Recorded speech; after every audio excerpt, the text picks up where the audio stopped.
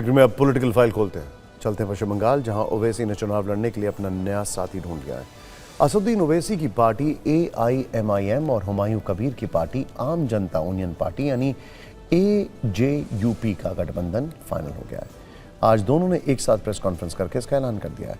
यानी अब बंगाल में ममता बनर्जी का मुकाबला बीजेपी, कांग्रेस, लेफ्ट पार्टियों के अलावा इस नए गठबंधन से भी होगा।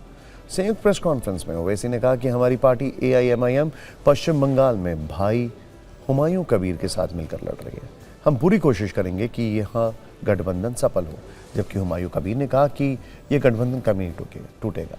मेरे भाई ओवैसी ने शुरुआत की है और जब तक मैं जिंदा हूं मेरी पार्टी AIM के साथ ही रहेगी।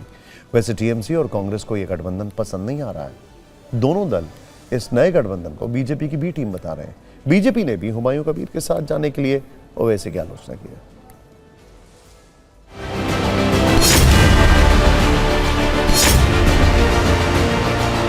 ये सिर्फ इस चुनाव की हद तक नहीं है, बल्कि ये अलायंस आगे भी जाएगा।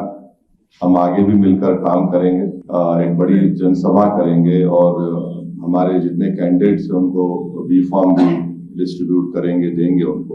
लड़ाई के मैदान में नहीं एक साथ लेकर लड़ेंगे।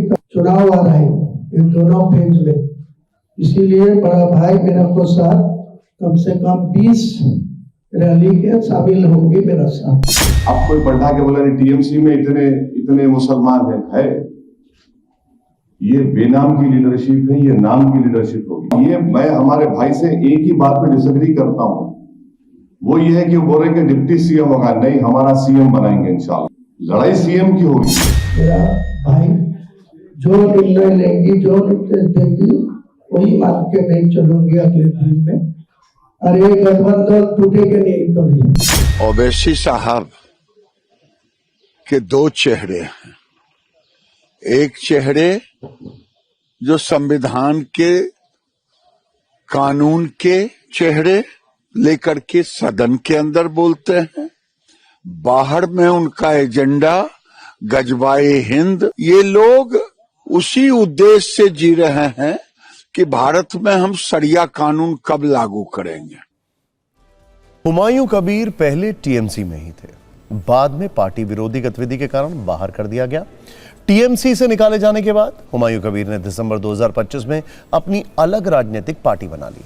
वो पश्चिम बंगाल में बाबरी के नाम से एक मस्जिद बना रहे हैं, जिसके कारण वो काफी चर्चा में भी आए। अब वो असदुद्दीन ओवैसी की पार्टी के साथ पश्चिम बंगाल चुनाव में उतर रहे हैं।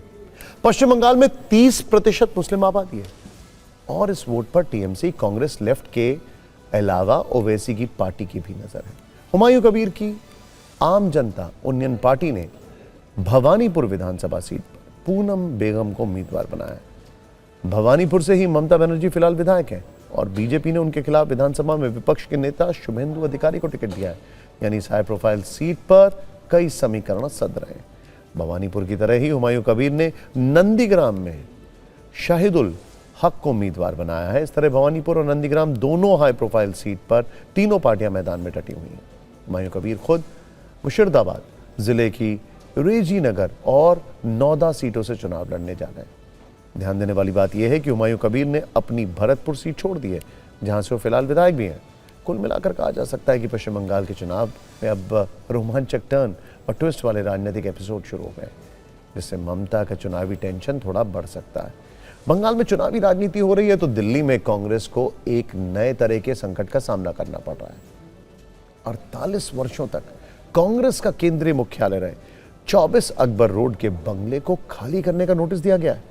सरकार ने कांग्रेस को नोटिस भेजते हुए कहा कि वो 28 मार्च तक ये दफ्तर खाली कर दें। इस तरह का एक और नोटिस 5 रायसीना रोड स्थित यूथ कांग्रेस के दफ्तर को भी मिला है। उसे भी 28 मार्च तक खाली करने के लिए कहा गया है।